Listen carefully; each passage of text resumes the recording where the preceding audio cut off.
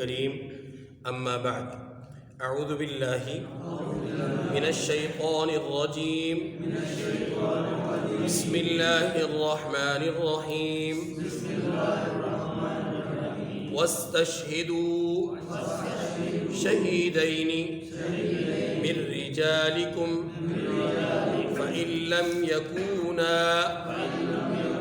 رجلين فرجل وامرأتان ممن ترضون من الشهداء أن تضل إحداهما فتذكر إحداهما الأخرى ولا يأبى الشهداء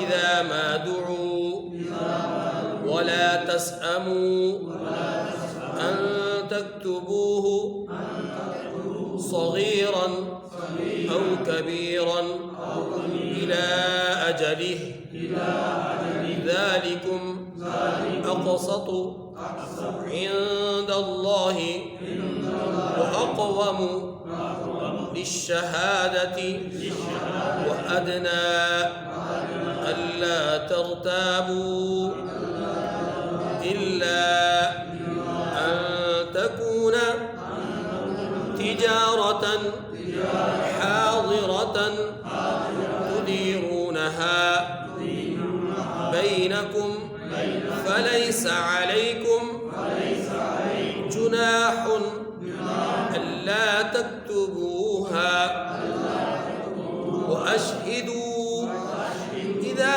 تبايعتم ولا يضار كاتب ولا شهيد وإن تفعلوا فإنه فسوق بكم واتقوا الله ويعلمكم الله والله بكل شيء عليم صدق اللہ العظیم۔ سورۃ البقرہ کی یہ آیت نمبر 282 ہے اور یہ آیت مبارکہ قرآن مجید کی سب سے بڑی آیت مبارکہ ہے الفاظ اور حروف کے اعتبار سے، معنویت کے لحاظ سے، روحانیت کے لحاظ سے۔ سورہ بقرہ کی ایک اور آیت کریمہ جس کو آیت الکرسی کہا جاتا ہے، وہ آیت اس کو عظیم فرمایا گیا ہے معنویت اور روحانیت کے اعتبار سے، لیکن الفاظ اور حروف کے اعتبار سے یہ آیت مبارکہ سب سے بڑی آیت مبارکہ ہے قرآن پاک کی۔ دوسری بات یہ عرض کیا تھا کہ اس رکوع میں 3 باتیں بیان ہوئی، اس کے ضمن میں کچھ اجزاء اور جزوی مسائل۔ جو 3 بڑی باتیں یہاں پر بیان ہوئیں ان میں سے پہلی بات معاملات میں لکھ لینا،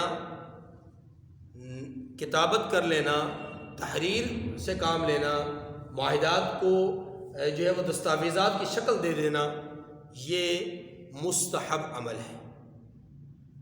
نمبر 2 گواہ قائم کرنا، یہ مستحب عمل ہے۔ نمبر 3 جو مسائل یہاں پر اس رکوع میں تیسرا مسئلہ بیان ہوا وہ ہے رہن کے مسائل، لیکن آج کی نشست میں ہم مسئلہ نمبر 2 کو سمجھنے کی کوشش کریں گے۔ پہلا مسئلہ گزشتہ درس میں ہمارے سامنے آ چکا، تحریر اور دستاویزات کے حوالے سے اصول، قوانین، ضابطے، کن حالات میں کس طرح جو ہے وہ تحریر لکھوانی چاہیے، کس کے ذمہ ہے تحریر لکھوانی، اور مستحب ہے، واجب ہے، سنت ہے، اس کا حکم شرعی طور پہ کیا ہے، یہ سارے مسائل ہم نے پچھلی درس میں تفصیل کے ساتھ پڑھ لیے۔ آج کے درس میں شہادت یعنی گواہی سے متعلق بات سمجھنے کی کوشش کریں گے۔ پہلی بات، شہادت، گواہی، یہ کسی بھی معاملے کی جو معاملے کا جو تصفیہ ہوتا ہے اس کے لیے مدعی اور مدعا علیہ کے درمیان نزاع کو ختم کرنے کے لیے جو ایک فرد یا 2 افراد یا 4 افراد کھڑے ہو کر کے اس بات کا اظہار کرتے ہیں کہ میں گواہی دیتا ہوں، میں شہادت دیتا ہوں، یہ معاملہ اس طرح ہوا تھا، یہ معاملہ اس طرح نہیں ہوا تھا، یہ جو الفاظ کھڑے ہو کر کے کہنا ہے کہ میں گواہی دیتا ہوں، میں اقرار کرتا ہوں، میں اس بات کا اظہار کرتا ہوں، میں اس کا چشم دید گواہ ہوں، میں نے اپنی آنکھوں سے دیکھا ہے، ان مختلف الفاظ کے ساتھ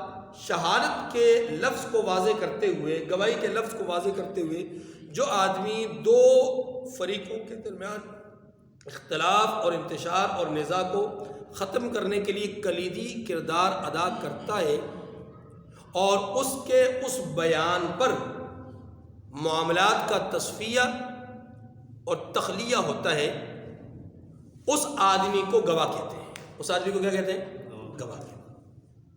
شریعت میں گواہ معاملات میں مقرر کرنا مستحب عمل ہے، ایک بات۔ دوسری بات یہ ہے کہ شریعت مطہرہ نے بعض مواقع پر گواہ کو بڑی سختی سے پابند کیا ہے کہ وہ گواہی دینے سے پیچھے نہ ہٹے۔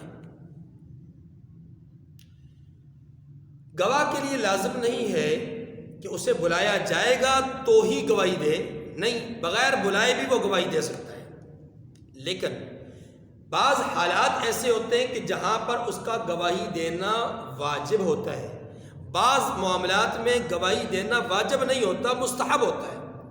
فرق سمجھاتا ہوں۔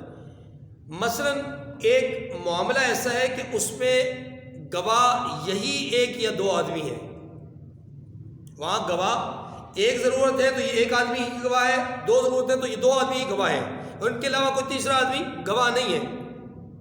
تو ایسی صورت میں شریعت مطہرہ میں ان 2 یا 1 فرد پر گواہی دینا واجب ہے، کیونکہ ان کے سوا کوئی اور گواہ ہے نہیں، معاملے کا تصفیہ کرنا ضروری ہے۔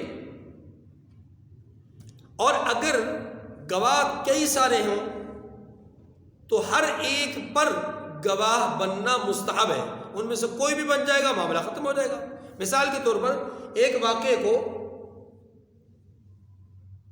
وقوع پذیر ہوتے ہوئے 10 لوگوں نے دیکھا، گواہ چاہیے وہاں پر 2، تو کوئی سے 2 آدمی بھی گواہی دے دیں گے تو گواہی کافی ہو جائے گی، ہر ایک کے ذمے گواہی دینا واجب نہیں۔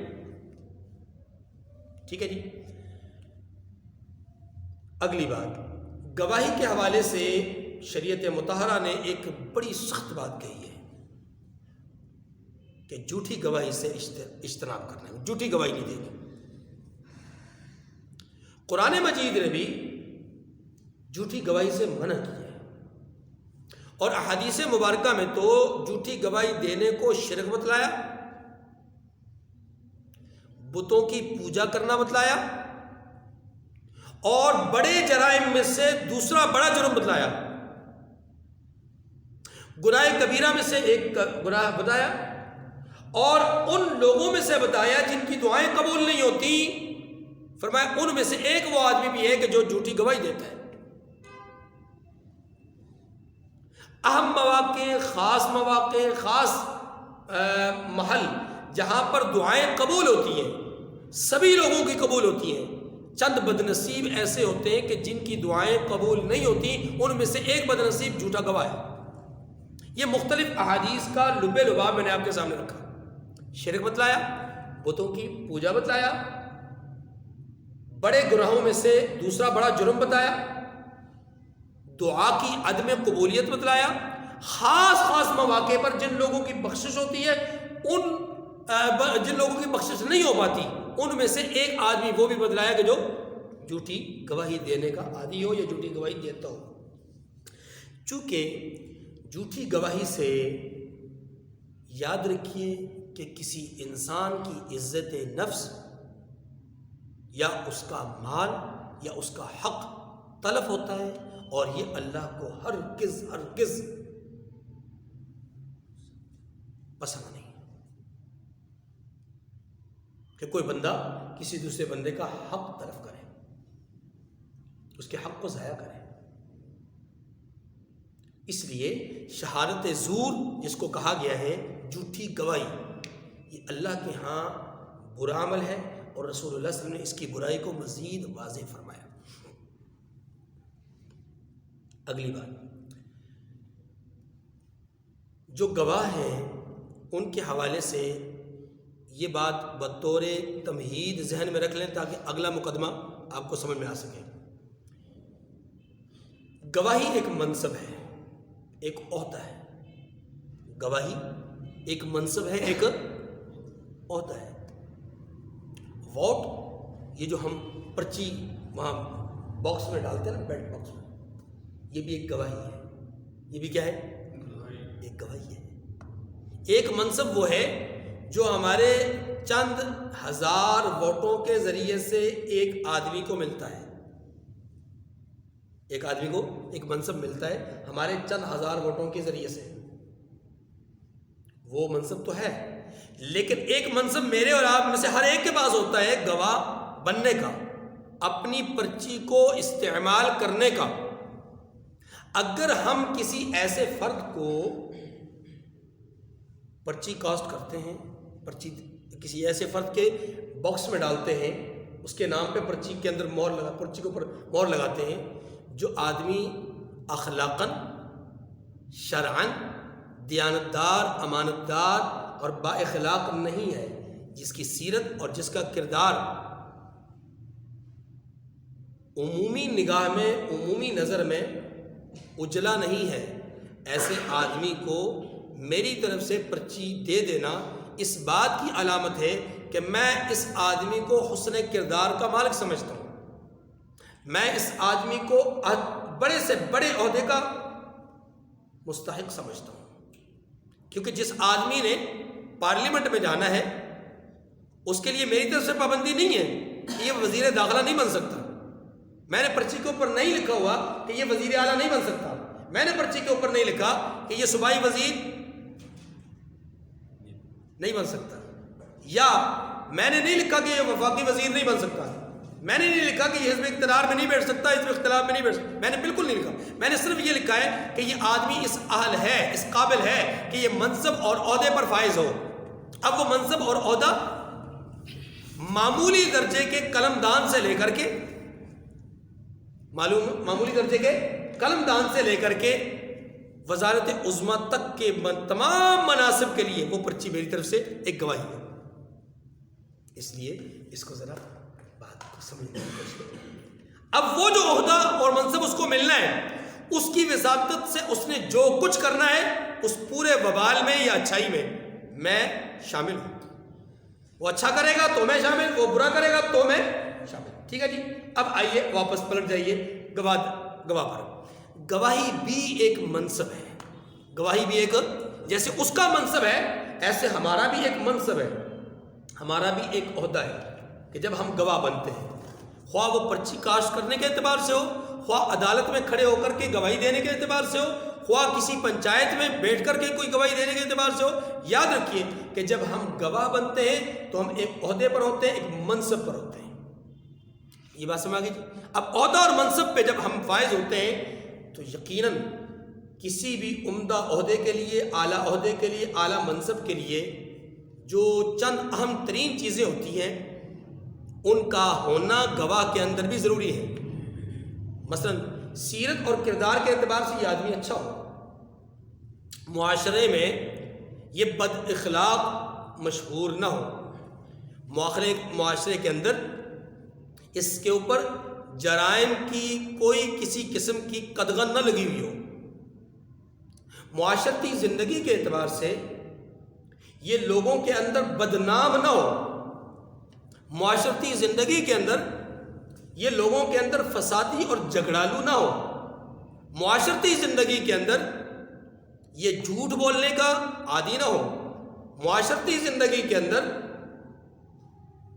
یہ چغل خوریاں کرنے کا عادی نہ ہو، معاشرتی زندگی کے اندر یہ لڑاؤ اور سیاست کرو کی پالیسی پر عمل کرنے والا نہ ہو، منافقت نہ کرتا ہو، معاشرتی زندگی کے اندر یہ گالم گلوچ دینے والا نہ ہو، معاشرتی زندگی کے اندر اس کا اپنا ذاتی فعل ایسا گھناؤنا نہ ہو کہ لوگ اس سے گن کرتے ہوں. مثال کے طور پر یہ آدمی کہیں پر راستے میں جسے کہتے ہیں نا گندگی پھیلانے والا نہ ہو, میں محتاط الفاظ استعمال کروں, گندگی پھیلانے والا نہ ہو, کسی بھی طرح کی گندگی, ناک کی ریڑھ سے لے کر کے پیشاب پکانے تک کوئی بھی گندگی راستے میں پھیلانے والا نہ ہو. معاشرتی طور پر اس کو اجلا ہوا آدمی ہونا چاہیے, اور شرعی طور پر نمبر 1 اس کو مسلمان ہونا چاہیے, نمبر 2 بالغ ہونا چاہیے, نمبر 3 اسے فاسق نہیں ہونا چاہیے, نیک آدمی ہونا چاہیے, با اخلاق ہونا چاہیے, اور نمبر 4 اسلاف اور اکابر پر تان اور تشنیع کرنے والا نہ ہو. بزرگوں پر تان و تشنیع کرنے والا, حقیقی بزرگوں پر تان و تشنیع کرنے والا نہ ہو, جیسے صحابہ کرام رضوان اللہ علیہ اجمعین, اہل بیت اعظام علیہم الرضوان, اولیاء کرام میں سے جو چنیدہ شخصیات ہیں, مشہور و معروف شخصیات ہیں, جن کی ولایت کو, جن کی بزرگی کو چار دانگ عالم میں لوگوں نے تسلیم کیا ہے, ایسے بزرگوں میں سے کسی بزرگ پر ان کی ذاتیات کے حوالے سے حفوات بکنے والا نہ ہو. ہاں, کسی واقعے کا انکار کر دینا یا اپنے علم کی بنیاد پر یہ گستاخی نہیں ہوتی کہ کوئی واقعہ منسوب ہو حضرت خواجہ گنج شکر کی طرف,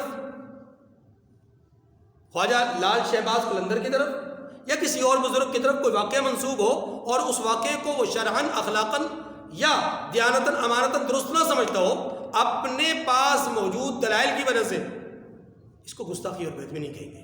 لیکن ان کی ذات پر اگر وہ کہے کہ نعوذ باللہ میں ایسے بزرگ کو نہیں مانتا, یہ نہیں کرتا, وہ نہیں کرتا, فلاں, اس طرح کی بے اکرامی کرنا خاص طور پہ صحابہ کرام اور اہل بیت کے حوالے سے, یاد رکھیے ایسے آدمی کی گواہی قابل قبول نہیں ہے.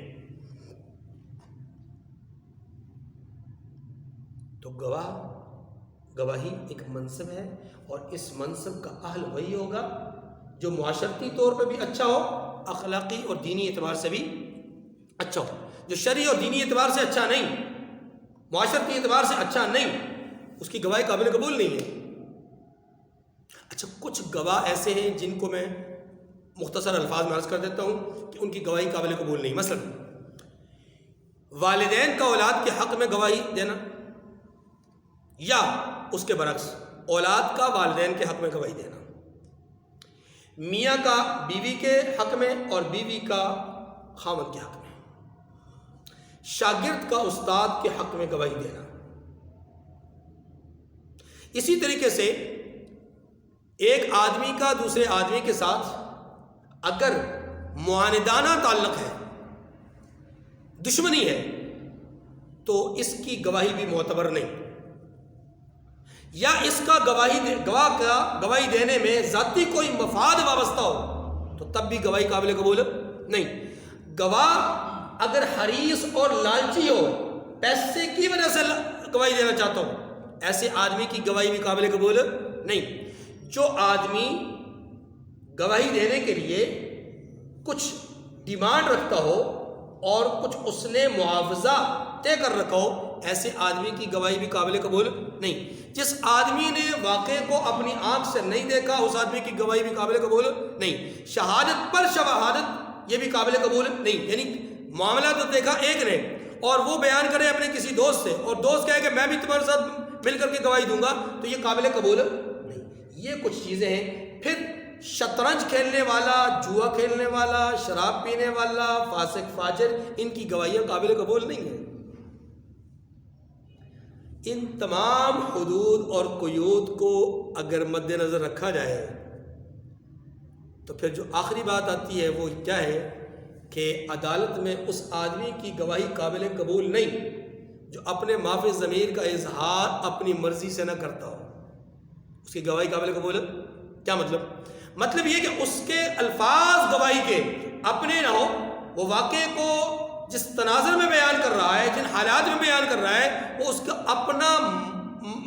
اپنا ذاتی ضمیر کا اظہار نہیں, بلکہ وہ کسی کے کہنے پر کسی کے سکھلانے پر وہ الفاظ کو ادا کر رہا ہے، اس کی گواہی بھی قابل قبول نہیں ہے۔ تو شرعی اعتبار سے اگر دیکھیں تو ہماری عدالتوں میں جو انگریز کا بنایا ہوا قانون ہے، اس قانون کے تحت کھڑے ہو کر کے گواہی دینے والے لوگ، وہ جو گواہی دیتے ہیں، کیا ایمانداری سے آپ بتا سکتے ہیں کہ ان میں سے کوئی آدمی اپنے معافی ضمیر کا اظہار کرتا ہو؟ نہیں، وہ پولیس کے بتلائے ہوئے سکھلائے ہوئے الفاظ دہراتا ہے یا پھر وکیل کے بتلائے ہوئے سکھلائے ہوئے الفاظ دہراتا ہے۔ بس اس کے تو اپنے الفاظ ہی نہیں ہوتے، اس کا تو اپنے ضمیر کا اظہار ہی نہیں ہوتا۔ وکیل سکھلاتے ہیں کہ آپ نے ان الفاظ کا استعمال کرنا ہے، ان کا نہیں کرنا، اگر ان الفاظ کا استعمال کرو گے تو مقدمہ ہمارے حق میں ہوگا، حالانکہ وکیل بھی جانتا ہے کہ ہم غلطی پر ہیں، میرا موکل جھوٹا ہے، لیکن اس کے باوجود اس نے اپنے موکل کو سچا ثابت کرنا ہے، تو سچا کیسے ثابت کرے گا؟ شہادت زور کے ذریعے سے۔ یہ ہے شہادت زور، یہ ہے جھوٹی گواہی، یہ ہے غلط بیانی۔ وہ جو بیان حلفی دے رہا ہے گواہی دینے سے پہلے کہ میں قرآن پر ہاتھ رکھ کر کے، مقدس کتاب پر ہاتھ رکھ کے اس بات کا اقرار کرتا ہوں، اظہار کرتا ہوں، جو کہوں گا سچ کہوں گا، سچ کے سوا کچھ نہیں کہوں گا، پھر وہ سچ نہیں بولتا، پھر وہ وکیل کے بتلائے ہوئے الفاظ دہراتا ہے، پھر وہ پولیس کے بتلائے ہوئے الفاظ دہراتا ہے، تو آپ مجھے ایمانداری سے بتلائیے کہ وہ کتنے بڑے جرم کا ارتکاب کر رہا ہے، اور اتنے بڑے جرم کا ارتکاب اس سے کون کروا رہا ہے؟ یہاں پر بھی ایک المیہ ہے، اس سے اس بڑے جرم کا ارتکاب حقیقت میں حکومت وقت کروا رہی ہے، وہ مقننہ کروا رہی ہے، وہ عدلیہ کروا رہی ہے، وہ نظام کروا رہا ہے جس کے اندر رہتے ہوئے ان چیزوں کی پابندیاں کرنا ضروری ہے۔ ایک آدمی اپنی آنکھوں سے ایک منظر دیکھتا ہے، وہ دوڑ کر جائے عدالت میں اور جا کر کے کہے جناب میں گواہی دیتا ہوں، عدالت اسے پولیس کے ذریعے سے اٹھوا کر کے باہر پھینک دے گی، عدالت اس کی بات نہیں مانے گی، عدالت اس کی بات مانے گی جسے وکیل پیش کرے گا یا وکیل استغاثہ پیش کرے گا۔ رسول اللہ صلی اللہ علیہ وسلم نے جو دین مبارک ہمیں دیا ہے اس میں بہت پیارا، بہت ہی عمدہ اور بہت ہی احسن طریقہ بتلایا گیا ہے کہ فریقین سامنے آتے ہیں، ان میں سے ایک مدعی ہوتا ہے، ایک مدعا علیہ ہوتا ہے۔ شریعت مطہرہ نے تمام فیصلہ جات میں یہ دو چیزوں کو مد نظر رکھا ہے، تمام فیصلہ جات میں دو چیزوں کو مد نظر رکھا ہے گواہوں کے مطابق۔ ایک چیز یہ مد نظر رکھی ہے کہ گواہی کی وجہ سے، گواہی کے ذریعے سے، گواہی کا مقصد کیا ہے؟ گواہی کا مقصد یہ ہے کہ جو برائی کا ارتکاب کیا گیا یہ برائی ختم ہو جائے۔ گواہی کا اصل مقصد تو یہ ہے کہ جو برائی کا ارتکاب ہوا، چوری ہوئی، ڈکیتی ہوئی، قتل ہوا، زنا ہوا، یا کسی کا جو ہے وہ کوئی معاملہ، جو بھی جرم ہوا اس جرم کا ارتکاب ختم کیا جائے، اس کا سدباب کیا جائے۔ گواہی دینے کا مقصد تو یہ ہے کہ جس آدمی نے جرم کیا اس کے خلاف گواہی دی جائے تاکہ اس کو سزا ملے، اور سزا ملنے کے بعد آئندہ کے لیے بند باندھ دیا جائے، سدباب ہو جائے۔ تو بنیادی طور پر گواہی کا ایک مقصد یہ ہوتا ہے ازالہ منکرات، برائی کا خاتمہ کرنا۔ اچھا، دوسرا بھی ایک مقصد ہوتا ہے، شریعت مطہرہ نے جو دوسری چیز سامنے رکھی ہے اپنے فرامین کی روشنی میں، گواہ کے سامنے ایک دوسرا پہلو ہے، اور وہ یہ ہے کہ آپ نے پردہ پوشی کا بھی مظاہرہ کرنا ہے۔ ایک طرف شریعت یہ کہتی ہے ازالہ منکرات کے لیے میدان میں آؤ، اور دوسری طرف شریعت اسی گواہ کو یہ کہتی ہے کہ پردہ پوشی کرو۔ اب یہ دو باتیں ہیں، ان دونوں پہلوؤں کو سامنے رکھ کر کے آپ شریعت کے مبارک اصول کو سمجھیے۔ شریعت نے اتنا مبارک اصول دیا ہے کہ ایک طرف یہ چاہتی ہے، شریعت یہ چاہتی ہے کہ منکرات ختم ہوں، گناہ ختم ہوں، برائیوں کی جڑ کاٹ دی جائے۔ دوسری طرف شریعت یہ بھی کہتی ہے کہ لوگوں کی عزت نفس مجروح نہ ہو۔ اس لیے شریعت مطہرہ نے بعض مواقع پر ترغیب کے پہلو کو گواہ کے سامنے رکھا، اس کو مد نظر رکھو اور اس کو مد نظر رکھ کر کے پردہ پوشی کرو، اور یہ کہا من ستر المسلم سترہ اللہ یوم القیامہ، جو دنیا میں رہتے ہوئے کسی مسلمان کی پردہ پوشی کرے گا اللہ اس کی قیامت کے دن پردہ پوشی فرمائیں گے۔ یہ ایک ترغیب دی ہے۔ یہ ترغیب کس کے لیے ہے؟ ابھی اس کو سمجھیے۔ یہاں پردہ پوشی کا حکم دیا جا رہا ہے اس آدمی کے لیے جس آدمی کے جرم کا تعلق ڈائریکٹ معاشرے کے ساتھ نہیں ہے، ڈائریکٹ معاشرے کے ساتھ نہیں ہے، بلکہ اگر اس جرم کو یہ آدمی اکیلے میں سمجھا دے مجرم کو، یا اس کو یہ بتلا دے کہ میں تیرے راز پہ پردہ رکھ رہا ہوں، بندہ خدا میں نے آج تو پردہ رکھ لیا، کل کو اگر تو یہ جرم کرے گا تو شاید اللہ تیرا پردہ نہ رکھے، تو سمجھ جا، ممکن ہے وہ سمجھ جائے۔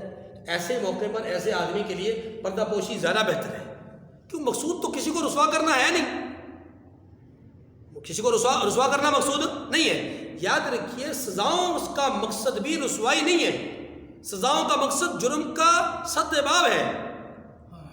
اب جو جرائم ڈائریکٹ معاشرے کے ساتھ تعلق رکھتے ہیں ان جرائم کے حوالے سے شریعت نے ترغیب دی ہے کہ یہاں گواہی دو۔ کیوں؟ اس لیے کہ جو عمومی گناہ ہے اگر ان میں تم گواہی دو گے مجرم کو سزا ملے گی، ایک مجرم کو سزا ملے گی 10 کو کان ہوں گے، 4 کو سزا ملے گی، معاشرہ صاف ستھرا ہو جائے گا۔ اس لیے شریعت مطہرہ نے جہاں ضرورت تھی گواہی دینے کی وہاں گواہ کو کہا کہ وَاسْتَشْهِدُوا شہیدین، 2 گواہ تم میں سے گواہی دیں۔ وہاں شریعت نے پابند کیا کہ گواہی دو، اور جہاں پر ضرورت نہیں تھی گواہی دینے کی، جہاں پر معاملے کو ظاہر کرنا ضروری نہیں ہے وہاں چپکے بھی ترغیب ہو سکتی ہے، معاملات کا گناہوں کا سد باب ہو سکتا ہے، تو وہاں پر یہ کہا گیا کہ آپ اس پر پردہ ڈال دو اور اس کو انفرادی اعتبار سے سمجھا دو۔ بات سمجھ رہی ہے؟ اسی لیے یاد رکھیے 2 آدمیوں میں فرق ہے۔ ایک وہ آدمی ہے کہ جو کسی کے جرم کو 10 آدمیوں میں کھڑے ہو کر کے بیان کرتا ہے اور اس کے بیان کا مقصد یہ ہوتا ہے کہ اس آدمی کو میں دنیا کے سامنے رسوا کر دوں۔ اسی کے مقابلے میں ایک اور آدمی ہے، اس نے بھی یہی جرم اس کا دیکھا، اسی مجرم کا، لیکن وہ 10 آدمیوں کے درمیان کھڑے ہو کر کے جرم کو بیان نہیں کرتا بلکہ 10 آدمیوں میں سے ہر ایک کو علیحدہ علیحدہ بتاتا ہے، لیکن اس نیت کے ساتھ بتاتا ہے کہ یہ چاچو ہے، یہ ماموں ہے، یہ اس کے خالو ہیں، یہ اس کے استاد ہیں، یہ اس کے والد ہیں، یہ اس کے بڑے بھائی ہیں، یہ اس کے فلاں رشتہ دار ہیں، اور ان کی بات یہ مانتا ہے، اس کی بات مانے گا، اس کی بات مانے گا، اس کی بات مانے گا، اور ہر ایک کو اس امید کے ساتھ بتلاتا ہے کہ شاید اس کے سمجھانے سے، اس کے روکنے سے، اس کے منع کرنے سے، اس کے سامنے بند باندھنے سے شاید وہ رک جائے، شاید سدباب ہو جائے، شاید وہ گناہ چھوڑ دے، شاید وہ غلطی چھوڑ دے۔ اب دیکھیں پہلے نے بھی 10 کو بتایا، دوسرے نے بھی 10 کو بتایا، لیکن پہلے اور دوسرے کے بتانے میں زمین آسمان کا فرق ہے۔ پہلے والے کے بتانے کو غیبت کہتے ہیں، دوسرے والے کے بتانے کو اصلاح کہتے ہیں۔ کتنا فرق ہے؟ بات سمجھ گئی؟ پہلے والے نے بتایا بطور غیبت کیونکہ اس کا مقصد رسوائی تھا، اور دوسرے کا مقصد کیا تھا؟ اصلاح، اس لیے اس نے 10 میں کھڑے ہو کر نہیں بتلایا، اس نے ہر ایک کو علیحدہ بتایا۔ ٹھیک ہے جی؟ تو گواہی دینا ایک منصب ہے، اور اس منصب کا اہل وہی ہے جو نیک ہو، صالح ہو، اچھا ہو۔ اب اگلی بات، گواہی کا ایک نصاب شریعت مطہرہ نے مقرر کیا ہے۔ زنا ایک ایسا عمل ہے کہ جس میں شریعت نے گواہوں کا نصاب مقرر کیا ہے کہ 4 گواہوں کا ہونا ضروری ہے جو اپنی آنکھوں سے اس فعل بد کو ہوتا ہوا دیکھیں۔ اس کے علاوہ تمام جرائم میں، تمام غلطیوں میں، تمام معاملات میں، تمام خدائیوں 2 گواہ مرد کافی سمجھے گئے ہیں، اور بعض معاملات ایسے ہیں کہ ان میں اگر 2 مرد نہیں ملتے، جیسے مالی معاملات ہیں، تو فرمایا گیا کہ 1 مرد ہو 2 عورتیں ہوں وہ بھی کافی ہیں۔ شریعت مطہرہ نے عورتوں کو بالعموم گواہی سے کنارے پر ہی رکھا۔ وجہ کیا ہے؟ اس کو ذرا سمجھیے گا۔ ہماری مائیں، بہنیں، بیٹیاں، ہمارے معاشرے کی قوم کی بیٹیاں یہ سمجھتی ہیں، اور مسلم قوم کے بیٹیوں کے ذہنوں میں مستشرقین نے اور یورپین مغرب زدہ لوگوں نے، مغرب کے افکار اور نظریات نے یہ بات بٹھا دی ہے کہ دیکھو تمہیں مردوں کے مقابلے میں آدھا قرار دیا گیا ہے، تمہاری حیثیت ہی کوئی نہیں ہے، تمہاری وقت ہی کوئی نہیں ہے۔ نہیں، خدا کی قسم شریعت نے عورت کی وقعت کو مد نظر رکھتے ہوئے عورت کو گواہی کے معاملات میں نہیں گھسیٹا۔ قسم کھائیے، جن لوگوں نے عدالتوں کا، کچہریوں کا سامنا کیا ہے وہ اس بات کو بخوبی جانتے ہیں کہ کیسے عدالت میں گواہ کے ساتھ سلوک کیا جاتا ہے، عدالت میں گواہ کے ساتھ کیا رویہ اختیار کیا جاتا ہے، وکیل کی طرف سے کیا کیا جرح ہوتی ہے، کیا کیا بعض اوقات اس کی ذات کو ہٹ کیا جاتا ہے، اس کے لباس کو ہٹ کیا جاتا ہے، اس کی وضاقتہ کو ہٹ کیا جاتا ہے کہ نہیں؟ تو شریعت مطہرہ نے عورت کے ساتھ احسان کیا ہے کہ اے قوم کی بیٹی، تیرا کام گھرداری ہے، تیرا کام عدالتوں کا چکر لگانا نہیں ہے، تجھے ہم گھر کی ملکہ بنانا چاہتے ہیں تو گھر کی ملکہ بن، نہ یہ کہ تجھے ہر ہفتے ایک دفعہ عدالت کا چکر نہ کاٹنا پڑے، آج نا کٹہرے میں کھڑی ہو اور سارے لوگوں کے سامنے، سارے مردوں کے سامنے ہاں جی نقاب اتار، اور نقاب اتار کے پہلے تو اپنا چہرہ روشناس کرا، پھر اس کے بعد جو ہے وہ قسمیں کھا، اور قسمیں کھانے کے بعد پھر وکیل کی جرح کا اور اس کی جو ہے وہ تنقیدات کا اور اس کی طرف سے جو حملے ہیں ان کو برداشت کر۔ شریعت نے اس پر ترس کھایا ہے، اس پر رحم کھایا ہے، اس کو کہا ہے کہ نہیں تجھے مقدمات میں گواہ بننے کی ضرورت نہیں ہے۔ اسی لیے یاد رکھیے فقہائے احناف نے حدود اور تعزیرات میں یعنی وہ سزائیں کہ جن سزاؤں کو شریعت مطہرہ نے باقاعدہ طور پہ نصابی شکل میں مرتب بیان فرمایا ہے، ان مقدمات میں جن مقدمات کی سزائیں متعین ہیں، ان تمام مقدمات میں شریعت مطہرہ نے عورت کو، فقہائے احناف یہ کہتے ہیں کہ عورت کو شریعت مطہرہ نے گواہی سے مستثنیٰ قرار دیا ہے، یہ گواہ نہیں بنے گی۔ کیوں؟ اس لیے کہ یہاں معاملہ یہ ہے کہ اگر یہ گواہ بنائی جائے تو اس کو شراب کے مقدمے میں پیش کیا جائے گا، چوری کے مقدمے میں پیش کیا جائے گا، قتل کے مقدمے میں پیش کیا جائے گا، ہاں جی اس طریقے سے زنا کے مقدمے میں پیش کیا جائے گا، نتیجہ کیا ہوگا؟ اس کی حد کی عزت ہوگی، رسوائی ہوگی۔ ہاں البتہ مالی معاملات میں جہاں پر معاملات گھر بیٹھے بھی حل ہو سکتے ہیں ان میں اس کو گواہ بنایا جا سکتا ہے۔ مثلا دو آدمی لین دین کر رہے ہیں، مثال کے طور پر ایک طرف اس کا خامد ہے، ایک طرف اس کا بھائی ہے، وہ اگر معاملات کر رہے ہیں آپس میں تو یہ عورت وہاں پر گواہ بن سکتی ہے، اور شریعت مطہرہ نے کہا ہے مالی معاملات میں یہ گواہ بن سکتی ہے، چونکہ ان معاملات میں گواہی کا تعلق ضروری نہیں ہے کہ عدالت میں ہی ہو، ان معاملات کی اکثریتی بنیاد پر گواہی گھر میں ہی اور اپنے خاندانی پنچایت میں ہی کافی ہو جاتی ہے۔ اس لیے ایسے مقدمات میں، ایسے معاملات میں اس کو گواہ بننے کی اجازت ہے اور اس کو گواہ بنایا جا سکتا ہے، لیکن فوجداری مقدمات میں، حدود اور قصاص والے معاملات میں، مقدمات میں اس کو گواہ نہیں بنانا چاہیے۔ اب دیکھیے جی فرمایا وَاسْتَشْهِدُوا شَهِيدَيْنِ مِن رِّجَالِكُمْ فَإِن لَّمْ يَكُونَا رَجُلَيْنِ فَرَجُلٌ وَامْرَأَتَانِ مِمَّن تَرْضَوْنَ مِنَ الشُّهَدَاءِ أَن تَضِلَّ إِحْدَاهُمَا فَتُذَكِّرَ إِحْدَاهُمَا الْأُخْرَىٰ۔ پہلی بات یہ ارشاد فرمائی کہ اور اپنے میں سے دو مردوں کو ایسے معاملے کے گواہ کر لیا کرو۔ کون سے معاملے کے؟ لین دین، یہ چونکہ معاملات پیچھے لین دین کے چل رہے ہیں۔ آگے فرمایا اگر دو مرد نہ ملے تو ایک مرد اور دو عورتیں جن کو تم گواہ پسند کرو کافی ہے۔ گواہ پسند کرنے کا مطلب کیا ہے؟ یعنی جن پر تمہیں اطمینان ہو کہ یہ سیرت اور کردار کے اعتبار سے اچھے ہیں۔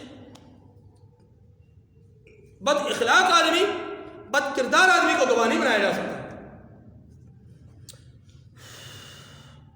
آگے فرمایا کہ دو عورتوں کو ایک مرد کے مقابلے میں کیوں رکھا گیا، اس کی وجہ اللہ تعالیٰ نے خود بیان فرمائی، ان تضل احداہما فتذکر احداہما الاخری، کہ اگر ان میں سے ایک بھول جائے گی تو دوسری اسے یاد دلا دے گی۔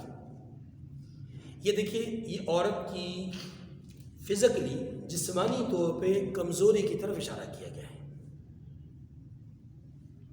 عورت جسمانی اعتبار سے اس کو صنف نازک اسی لیے کہا جاتا ہے کہ نسبتاً مرد کے یہ کمزور ہے، کمزور پیدا کی گئی ہے۔ اب اس میں جھگڑنے کی، لڑنے کی، شور شرابہ کرنے کی ضرورت نہیں ہے۔ میں نے گزشتہ دنوں جمعے کے اجتماع میں ایک بات کہی تھی، آپ کو یاد ہوگا، دو ٹوک الفاظ میں کہا تھا کہ جن لوگوں کی طرف سے ہماری بچیوں کو، ہماری بہنوں بیٹیوں کو یہ نعرہ ملا ہے کہ مرد اور عورت برابری کے حقوق، تو پہلا سوال میرا یہ ہے کہ ہماری بہنیں، ہماری بیٹیاں یہ سوچیں، غور کریں کہ کیا ان ملکوں میں یہ قانون موجود ہے کہ ایک 5 سالہ یا 2 سالہ یا 8 سالہ یا 10 سالہ دورانیہ اس میں صدر اس ملک کا مرد ہوگا تو اگلی دفعہ لازماً صدر عورت ہوگی.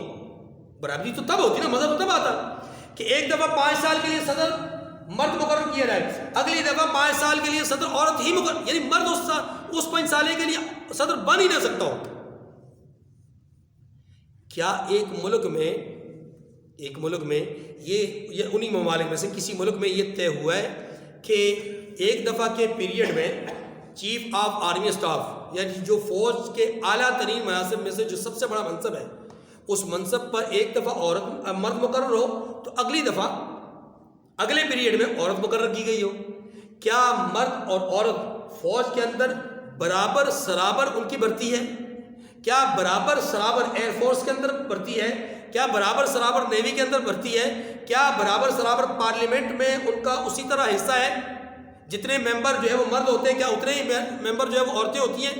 کیا بقیہ معاملات میں دیگر ملکی نظم و نسق میں عورتوں کو برابری کی سطح پر وہ حقوق دیے گئے جن حقوق کا انہوں نے نعرہ ان عورتوں کو دیا؟